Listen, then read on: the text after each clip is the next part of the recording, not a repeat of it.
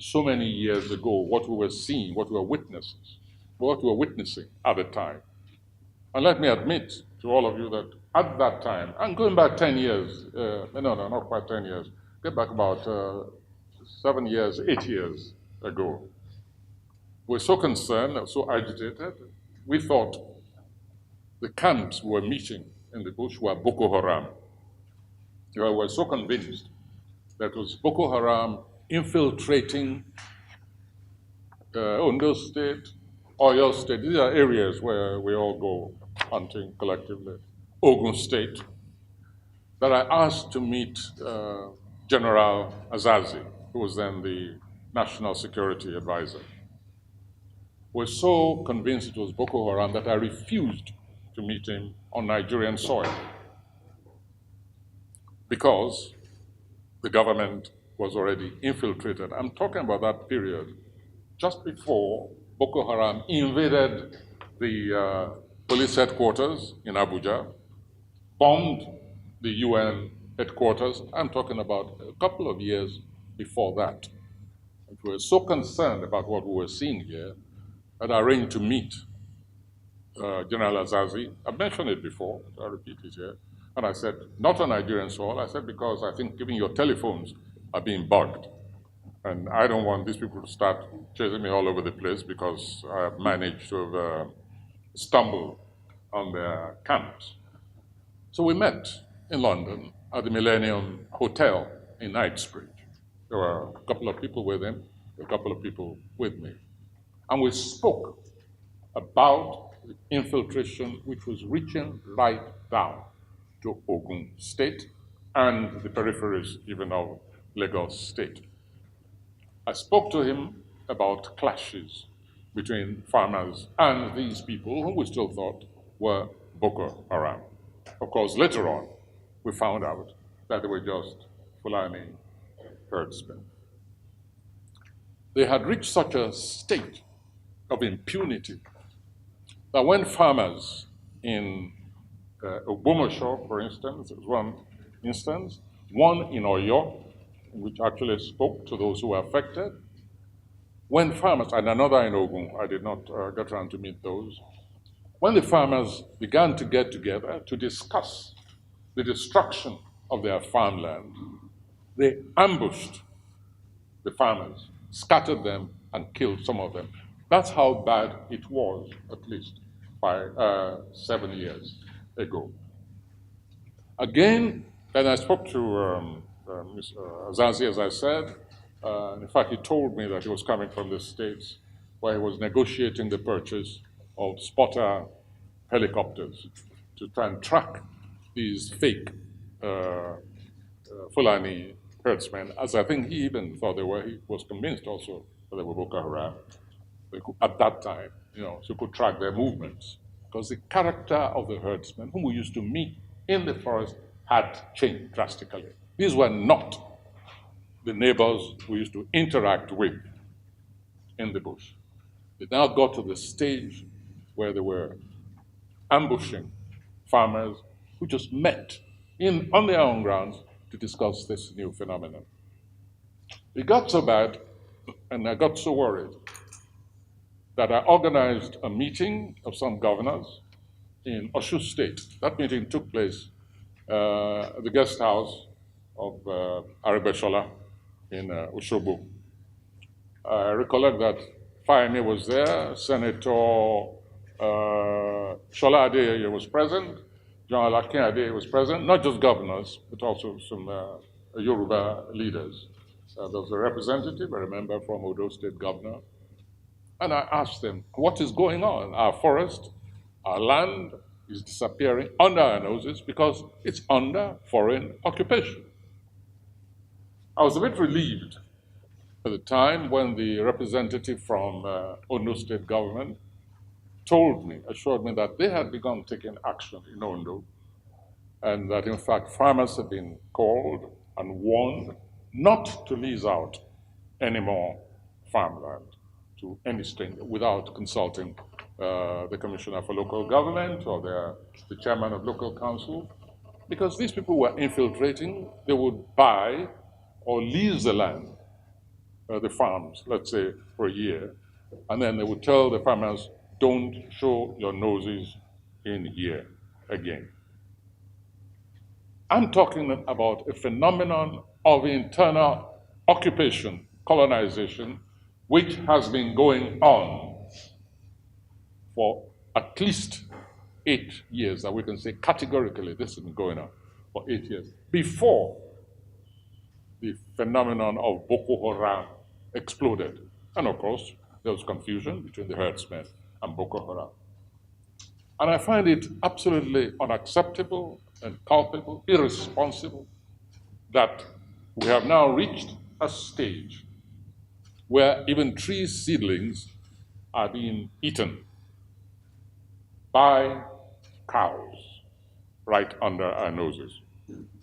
I don't have to remind you of the fact, my personal issue it is not a personal matter, but I would like to remind you that I did give a small press conference where I said that cows were coming up to my door, and that I'd sent a message to the police that the next time that happened, there would be suya feast in Abeokuta. They invaded my compound, my small forestry there, at least 4 occasions. Once coming along the stream and actually climbing up close to the door. And I took the leaders, the Bale of the village. I reported to the Alake of Abeokuta, what was my monarch over there. So this is common knowledge. The police right next door to me had settled fights between herdsmen and farmers numerous times. So it's like something, there was a kind of paralysis which I don't fully understand. What's happening here, let me quickly say, is nothing compared to what's happening in Plateau, what's happening in Makurdi, what's happening in Benue, what's happening in Nasarawa. No. The point is that we should not wait until we now find ourselves lining up coffins, as has happened recently. And a trauma for any governor like Orton, responsible for the security of his own people, unable to depend on the state security, in which policemen are being butchered now that they're being drafted to contend with this phenomenon. The Oyo recently, I think this was 2 weeks ago, the Oyo is saying axis known as Upper Ogun, which is one of our favorite hunting grounds. A police officer was butchered just 2 weeks ago by these herdsmen. So this thing gets closer and closer and closer. And the land shrinks, even urban society shrinks. I've seen photographs, I think you have too, pasted on the internet, because we have to be careful. We never know when some of these are what they call shopped images, just to whip up. So I'm not trying to whip up any kind of emotion, but you all know that cows are infiltrating and competing for space for humanity. I wish to commend the various governors and the various organizations which are now beginning to understand that they must start policing themselves. Whether they're taken to bows and arrows or cudgels, it's irrelevant. The important thing is the consciousness of a need for organized resistance against the incursion of cows and their leaders. In Ogun State, we have formed, well, not that we've formed, shall we say we've reactivated what was a formerly sort of informal organization called OSHA, which is OSHA, Ogun State Hunters Association, and we intend to collaborate with similar movements all over the place. and with the police and the military, if they want to take the phenomenon seriously.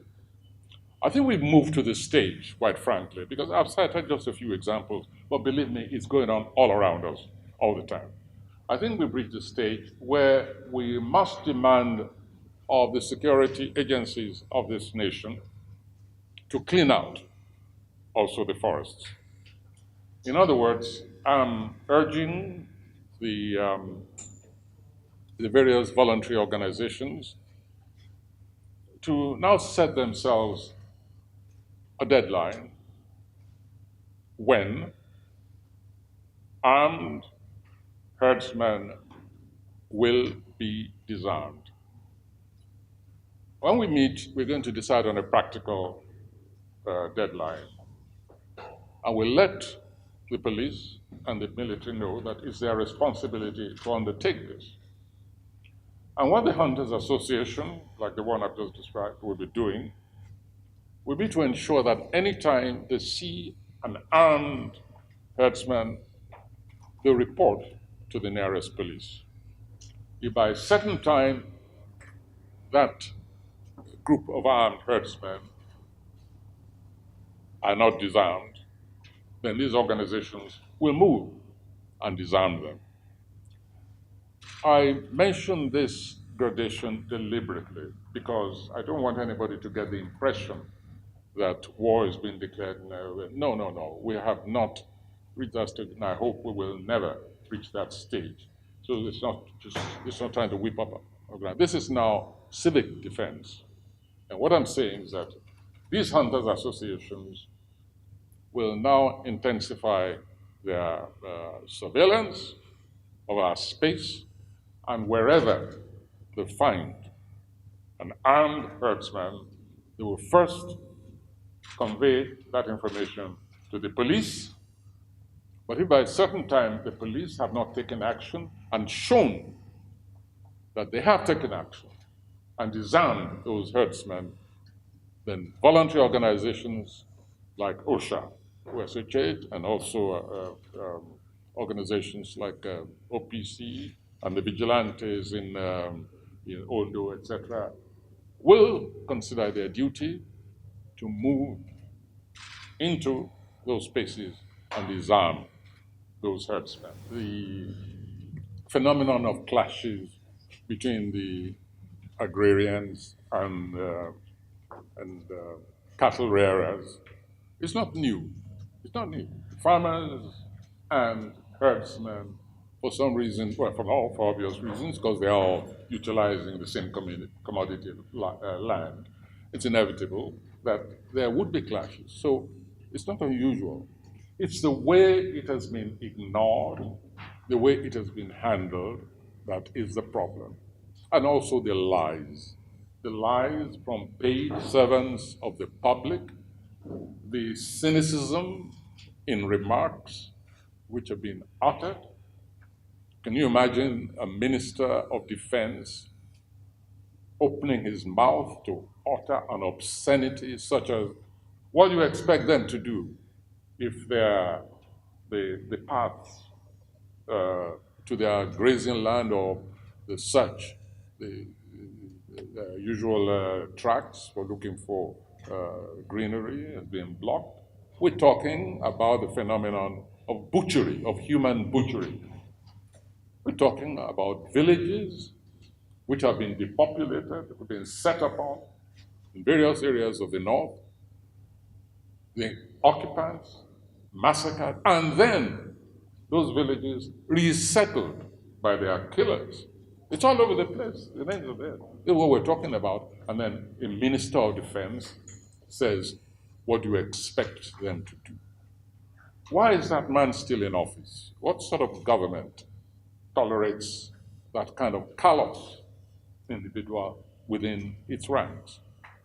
I can even forgive those who try to theorize in order to distance this kind of atrocity, to try and get people not to panic.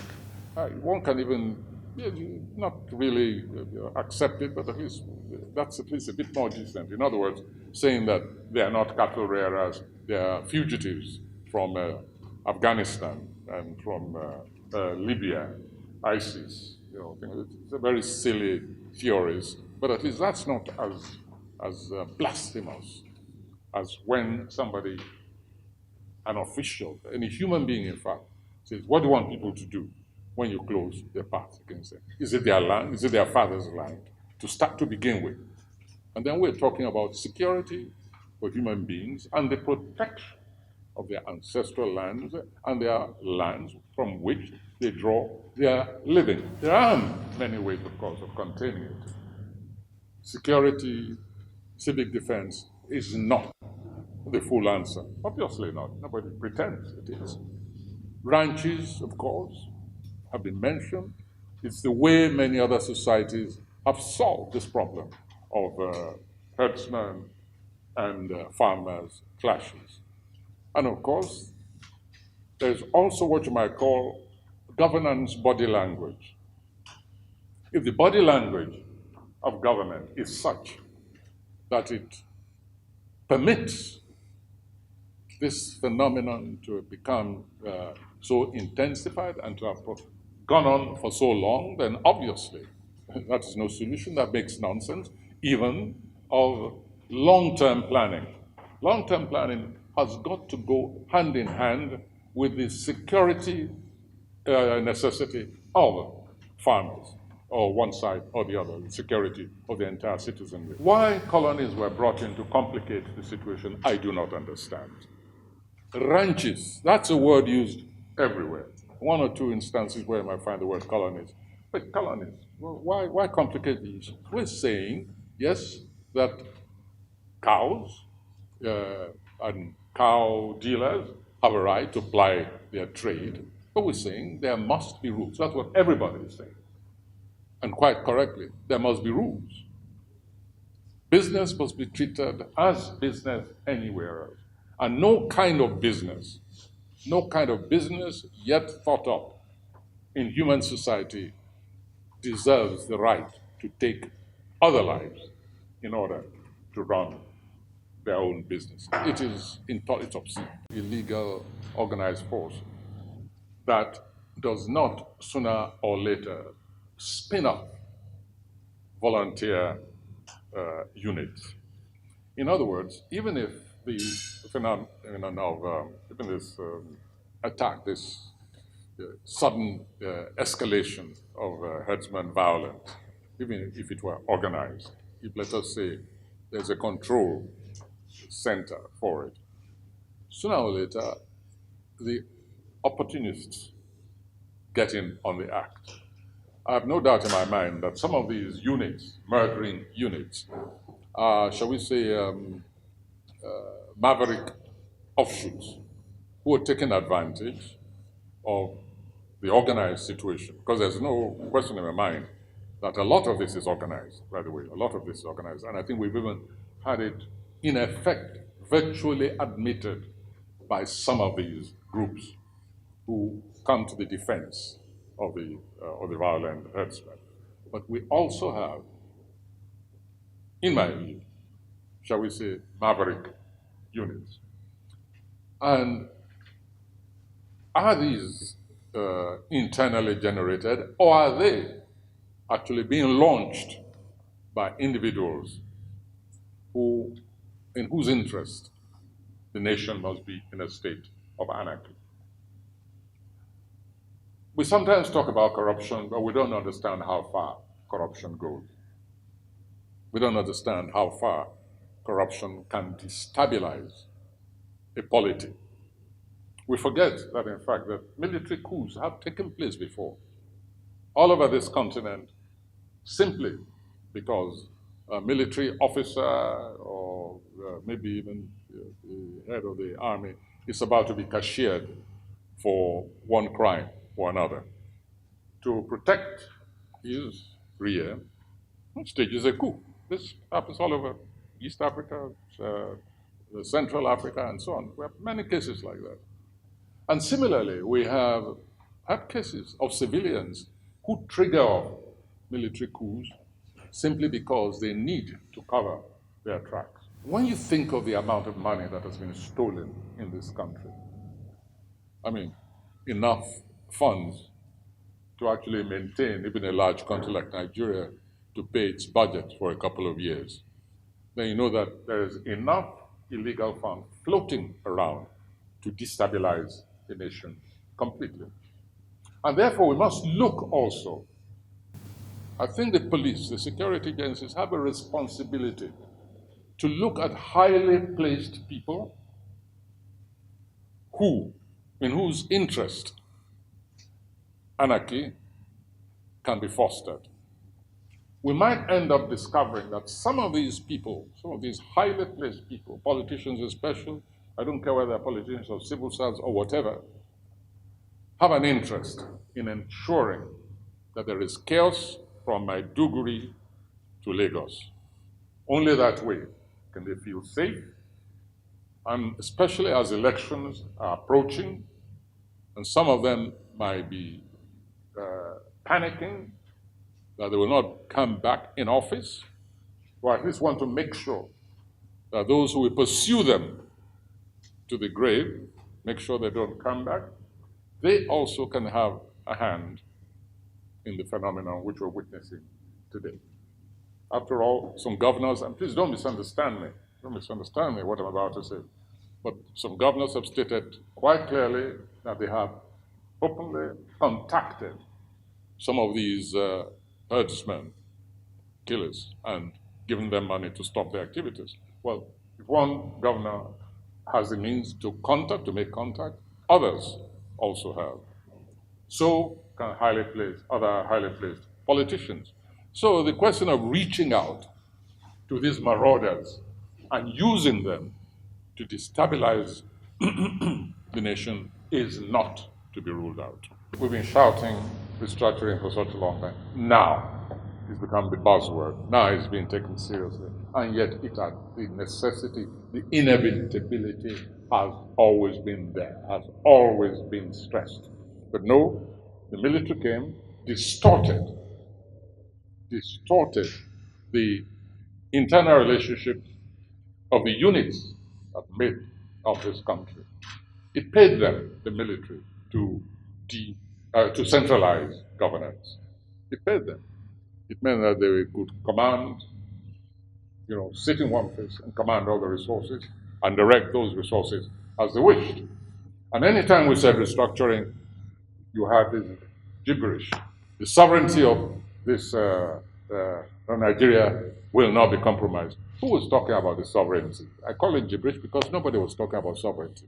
People were talking about restructuring, that the internal relations of the components of this country needed to be readdressed on rational grounds. And the parameters were always set out. And instead you get a response like, what are you talking about when I say, what do you mean restructuring? And one word was constantly being used, we must centralize governance. Is that enough? Is that not enough to go on? Decentralize, unbundle governance in this country. If decentralized is a bit too heavy, but about unbundling, which was a favorite phrase of one of the governors. So they always knew what was meant, but they wanted to shy away from it. The military never really wanted the emancipation of this nation. And so they set all kinds of traps within the so-called constitution to make sure that power and governance remain in militarized hands and in the hands of their surrogates. Just look around today. Just look around. And when we talk of democracy, yes, we have made some steps. We have made some progress, but we have not yet arrived at a genuine democracy. Not until we decentralize governance. If I met the president, I would say to him, Mr. President, I think you are under a trance. I would say, I think you are under a trance. Too many things are happening now which made me say that. I think he's under a trance, and that the sooner he gets out of that trance, the better for the nation.